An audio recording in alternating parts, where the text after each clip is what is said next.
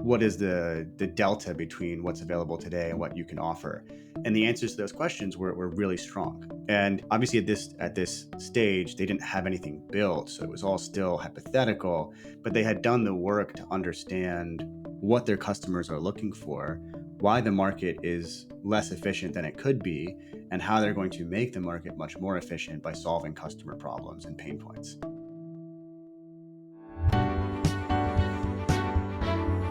You are listening to The Sure Shot Entrepreneur,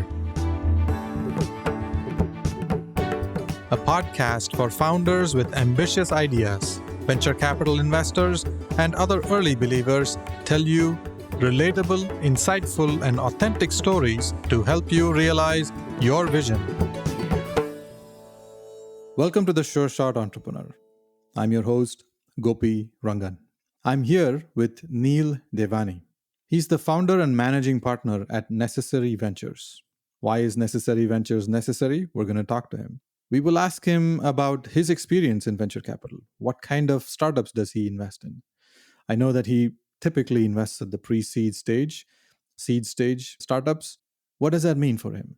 What kind of founders does he get excited about? And why does he say no sometimes? Neil, welcome to the Sure Shot Entrepreneur. Thanks for having me, Gopi.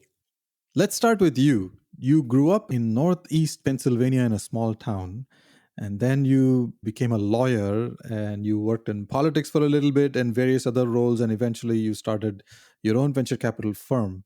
But let's go back in time and talk about where you grew up and your life journey from there. Yeah, so I'm South Asian, Indian American, and grew up in a very rural part, Northeast Pennsylvania, hour and a half north of Philly. And I love to make this joke that if you meet someone from a place like that who has my heritage, there are two likely paths. Either one of their parents was a doctor, or one of their parents owned some sort of retail establishment, like a hotel, motel, 7-Eleven, Dunkin' Donuts, something like that. And we were very much in the first path. I had a lot of family friends in the area, the second path. You know, it was a good place to grow up. Everyone knew everyone. No one locked their cars, their homes. It was a great place. I worked on a farm growing up and learned the true meaning of hard work versus being a VC. As hard as it can be sometimes, or it feels hard to be a VC, I always remember it's not as hard as being out on the farm. But yeah, that was where I grew up and went to Penn State, was pre-med there, tried to convince my parents and my guidance counselor that I shouldn't go to college and that instead I should buy a gas station or a Dunkin' Donuts and then make it successful and then buy a second one and a third one. And by the time I graduated college, I would have had 3 businesses instead of spending money on college tuition. But they didn't like that plan. And I thought they knew more than me. So I went to college, went straight into medical school, also in Pennsylvania. I was at Drexel in Philadelphia. And in med school was the first time I really started thinking about my life more like an adult and what I actually wanted to do, what I cared about, what I was motivated by.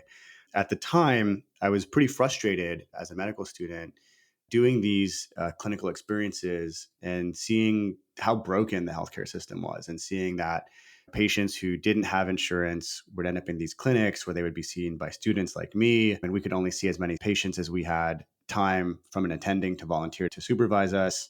And when the attending had to go home to their family, which, you know, they would work a full day, then they would come volunteer at the clinic for a few hours with us. That was it. That was the end of the clinic. And the line of 50 patients who were trying to get seen had no choice but to maybe go to the ER at some point in the future if their situation worsened.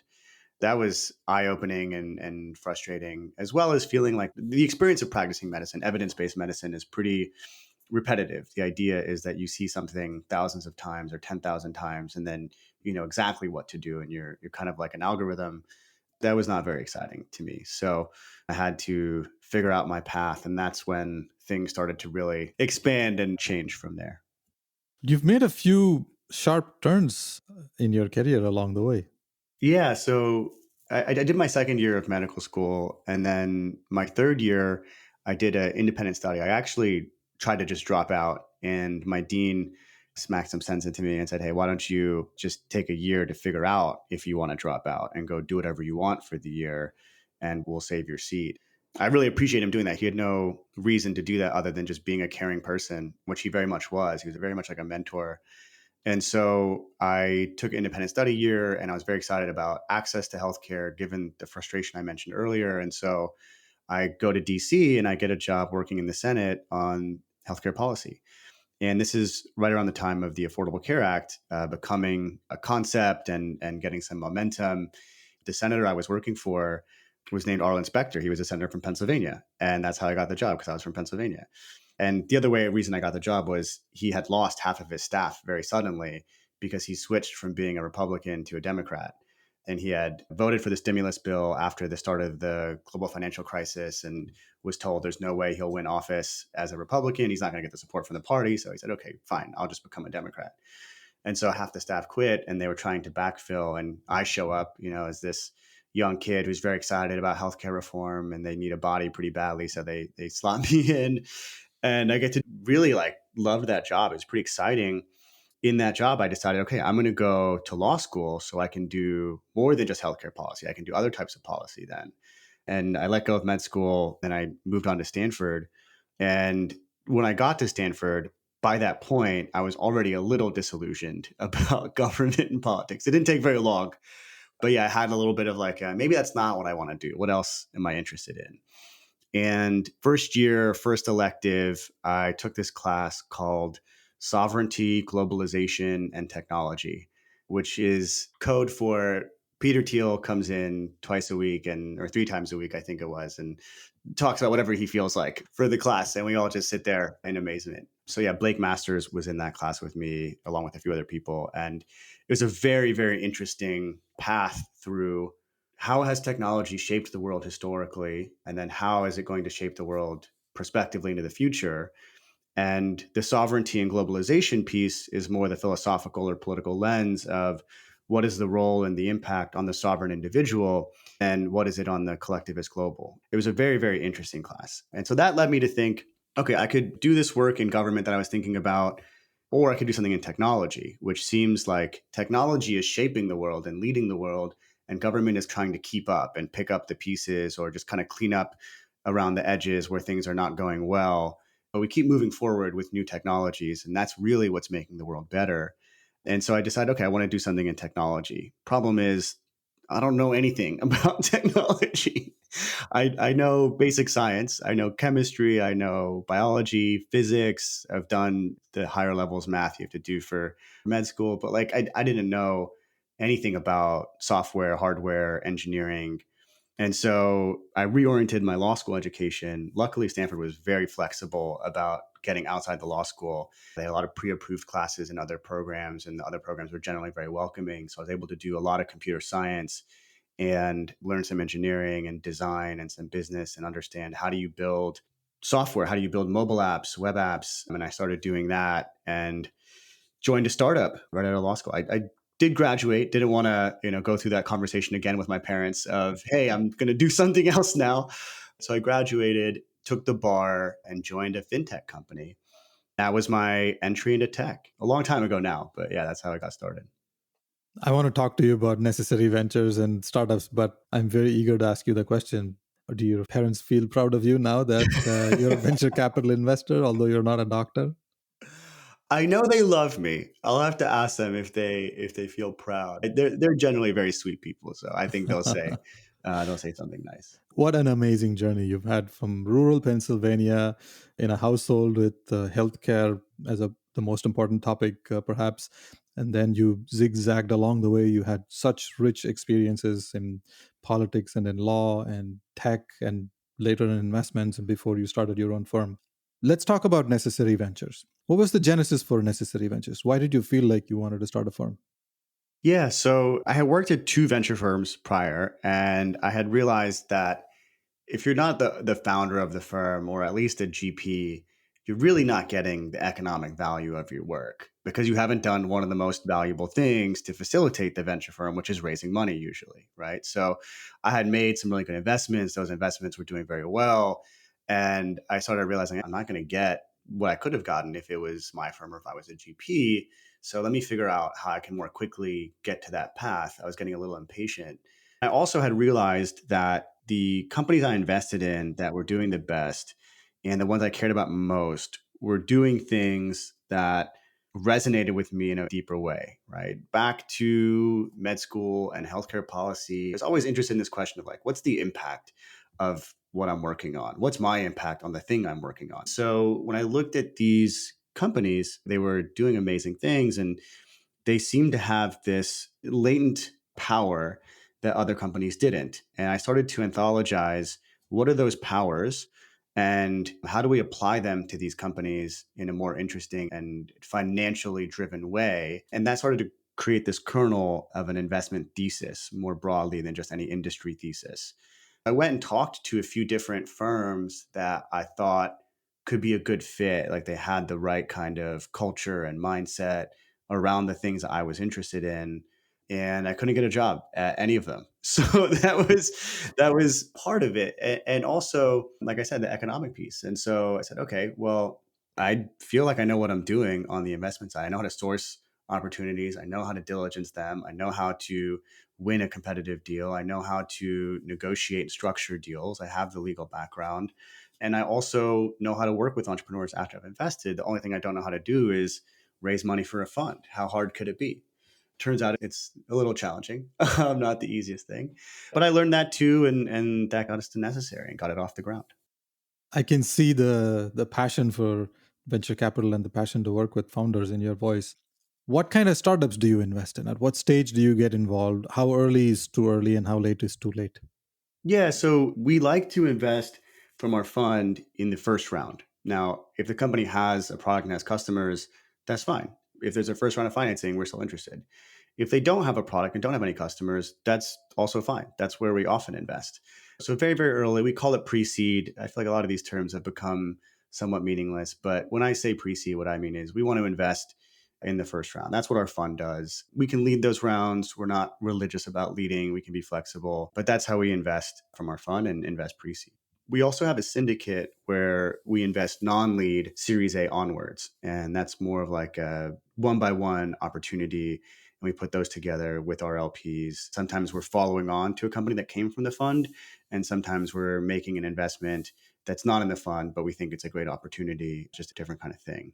So that's in terms of stage, what we're looking for in our vehicles.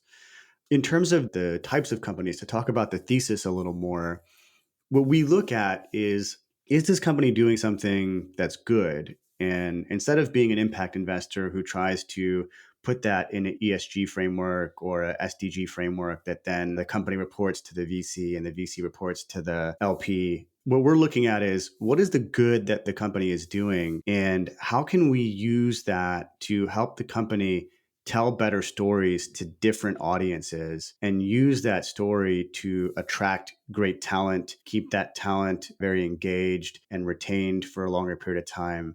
How do we use that story to go find capital beyond venture capital? Maybe it's non-dilutive grant financing, maybe it's impact equity or credit, maybe it's a joint venture with a large corporate who wants to be a part of the story, things like that. And the idea there is lower the cost of capital, blend it down from venture, reduce the dilution. And the third thing we're looking for is can we use that story, use the company's mission to attract attention? And that's about earned and owned media. So, how do we generate impressions from the press, from social media, from newsletters, podcasts, blogs in ways that are less expensive than paid advertising impressions and more powerful because they're coming from a more organic, trusted channel that's done its own vetting? And so those are the three different things we're looking for in the companies we're investing in, whether they're in healthcare, climate, or other sectors. It's do they have that mission orientation in a way that's going to allow them to attract talent, capital, and attention? I see you have a very structured approach to this, especially the impact part. Impact is such a fuzzy thing. So I want to ask you more about it in a minute. But let's talk about an example of one of your investments. How did you meet the founder? What went on in that first meeting? What got you excited? Yeah, that's a great question. We had a board meeting today for a company called Plural that's in our portfolio. This is our only crypto investment. We've not made any crypto investments except for Plural. And what they're doing is tokenizing renewable energy assets. We co-led their pre-seed along with Compound. And the first meeting came actually as a result of an intro from Mike Dempsey at Compound, who's a good friend and brilliant investor. And he was actually on the first episode of my podcast, which I just launched. And so Compound has done a lot of crypto investing, and we have not. So it's something we talk about often because I'm just curious how they think about it. And this was one where it fit our thesis in terms of doing something that matters from the talent, capital, attention piece, but also was an interesting economic offering in the sense that a lot of these assets are illiquid, they're complex to transact, but underlying that is a lot of simplicity. They are, at least let's talk about solar, they're solar panels, they take sun, they make energy, they sell the energy, they get money. Like that's the whole equation, right? I'm simplifying quite a bit, but like it's a lot simpler than commercial real estate or even residential real estate if you're thinking about these kinds of hard assets that are income producing. So, from that perspective, there was something interesting there about the auditability of those, about using blockchain, about composability of those cash flows, the long term PPAs versus like volatile rents. If you're familiar with commercial real estate, right? Like some of these buildings are now being sold for nothing because they're underwater versus the debt that they have. And that's because there's a sharp change in commercial rents. Residential real estate doesn't fluctuate that much, but also still has volatility driven by rents. Energy costs may be volatile, but companies are signing 10-year, 15-year PPAs, which is like a very long-term lease, and they're going to pay a certain amount for energy being produced. And we can expect the sun to rise every day. If it doesn't, we probably have other problems. So it's just a different kind of asset. And there was something very interesting about the combination of that and tokenization and transactions that are enabled by cryptographic technology. So that's the way that that investment came about. This is a different kind of business. First, it's connected with distributed resources, and there's an ongoing part where you monitor energy usage and payments and all of that. And then on top of that, there's a layer of crypto. What questions did you ask the founder in the first meeting? Yeah, there were a couple questions I asked. There are companies that we look at and we think of as being like a gratuitous use of technology. What I mean by that is a crypto company where it's crypto just because the people who are going to be involved like crypto, whether it's the VCs investing in the company, the founders, the people that they're doing business with as partners. But there's not real utility. There's not real value that you can explain to someone who's outside of crypto. And we see a lot of that with ICOs and NFTs and now DPIN and whatever the next generation is, right? There's lots of these gratuitous uses of technology. This is one where I just asked like straight up, is this going to be a better way to do these transactions? Why? What are the evidence points that you have? This is better for someone who doesn't care at all about crypto. They just want to save money on their initial issuance and then subsequent transactions, or they want to have a more streamlined process of distributions, or they want to be able to borrow against their assets in easier, more transparent ways. Are these things true? How are they true? What is the delta between what's available today and what you can offer? And the answers to those questions were really strong. And obviously, at this stage, they didn't have anything built. So it was all still hypothetical, but they had done the work to understand what their customers are looking for, why the market is less efficient than it could be, and how they're going to make the market much more efficient by solving customer problems and pain points. That's what we look for. Similarly, like in robotics, there's a lot of companies that are building robotics, and the robots just aren't better than humans. They're cool and they're doing things that are better than existing robotic technology. But when you go to the customer's like, why would I use this? I'm just going to have a human do this job. That's another example of what I mean by gratuitous. So, what I was looking for in that first meeting was, okay, is this gratuitous or is this actually providing utility? And it was pretty clear that they were focused on utility. They had a very clear understanding of how they were going to create utility. And so, yeah, we made that investment. I see you go through a thoughtful process. You understand the technology, but you also want to make sure that there's a viable business here. And the way you approach that is with these nuanced questions. How long does it take for you to make these decisions from the first meeting to the time when you say, yes, I want to invest, even as a lead? That's a really good question. There's a high variance on this. I think a lot of founders get wrapped up in this idea of a round being done in, 2 weeks, right? Because they hear from their friend, oh, my round was done in 2 weeks. And then the reality is the round was done in like 3 to 6 months because there was a whole lead up process of pre-marketing, founders and VCs talking and like exchanging what might be the idea, what might be the raise. And then there's like a very tight period of like lots of meetings that are like hard pitches, and then it turns into a term sheet or multiple term sheets, and then the deal gets signed. And then there's like another month or two if it's a price round, right, of like docs being negotiated and all that stuff. So for us, we try to make decisions as quickly as possible, but it can be anywhere from a couple days to a couple months. And that's not a really satisfying answer for founders to hear, because then they're like, well, wait, how long is it going to take me? And every case is different. But yeah, we've made decisions very, very quickly when we have a prepared mind, when it's someone we know. We've invested in founders.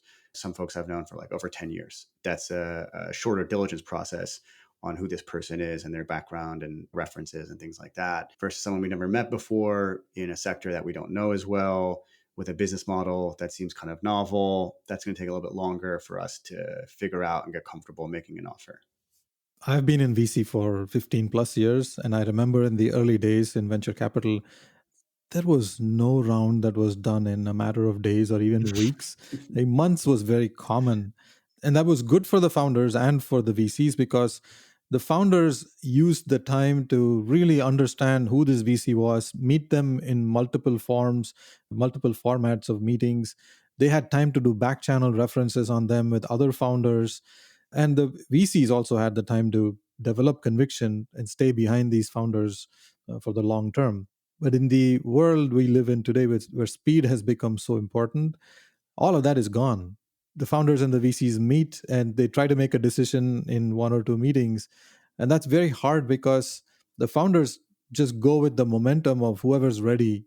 And that speed becomes a higher priority than the quality of the investor, their commitment to build a portfolio and stay with the founders for the long term.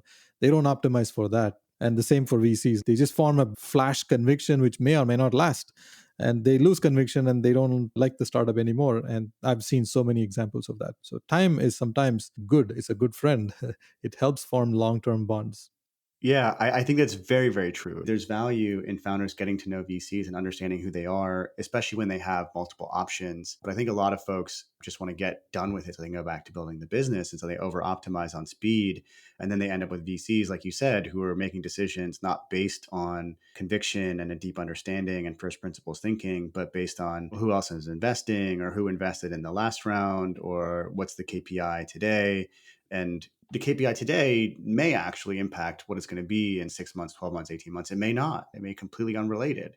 But these heuristics are how we start to make poorer decisions versus taking the time to come up with a deep understanding of what we're looking at and what we're trying to solve for. How many companies do you meet and how often do you say, yes, I want to invest in this company? Personally, I will meet over 1,000 a year and say yes to 5 or 10. As a firm, that 1,000 is like one step deeper in the funnel in our overall awareness or other folks on the team. We're looking at about 5,000 a year. So it's a really low conversion rate. But yes, as a fund, it's a decent clip in terms of the number of investments per year. So we're trying to see as many opportunities as possible and then make that decision based on where we have the highest conviction and do the deeper work before we make an investment and then do the deeper work after we make the investment as well. So just have to be pretty tight with our time. What role does the team play in helping you form that conviction? I see you have a lot of advisors and venture partners and many others on your team who help you get to that finish line. How do they help? Yeah, that's a great question. So we have advisors who are there as industry experts, and advisors generally can give us very quick feedback on if something's a problem or not, or what other solutions might be out there, if a business model is interesting or not. They can help us meet potential customers for the company that will be good diligence for us, as well as good intros for the company. So that's the role the advisors play. Most of the advisors are also investors in the fund or people I've known for a very long time. So we have that authentic feedback back and forth, which is really valuable. We have a few venture partners as well, similarly have depth usually in certain sectors. We have some amazing venture partners on the team. Nachi is a technical advisor and a venture partner, and he was employee number one and the former CTO at Create Therapeutics. They're like one of the biggest gene therapy companies. He's also an emergency room physician, a math and computer science PhD from Oxford, and did high frequency trading, algorithmic trading of like forex and commodities, and so just very broad thinker and has a lot of knowledge across a lot of areas. Having folks like that as venture partners allows us again to get really smart about certain technologies or scientific things and make better decisions. Beyond the advisors and the venture partners, we also have a strong team of fellows who are a mix of graduate students in like PhD programs and MBA students. And then we have a team of scouts, about 40 plus scouts. The fellows are kind of in that top of funnel. They're scraping the real world, so to speak, finding opportunities at different campuses inside of different companies. Some of them are working on internal theses, and then we go out and we look for those companies. Some of them are more like, let's just look at as many different things as we can. And the scouts are more, even more top of funnel, right? Just like canvassing different networks, different organizations that they're a part of, and or they're venture-backed founders themselves who get a ton of deal flow from other founders reaching out to say, "Hey, how did you raise, 50 million, or how did you raise 100 million? Like, can you give me some advice?" And then that flows to us. So we have these different groups of people who really help extend the team because we are a smaller firm, and that allows us to see just a lot more opportunities and move through those opportunities much more quickly and hopefully do that in a smart way. You see thousands of companies, and your team helps you kind of whittle it down to the 5 or 10 that you end up investing in.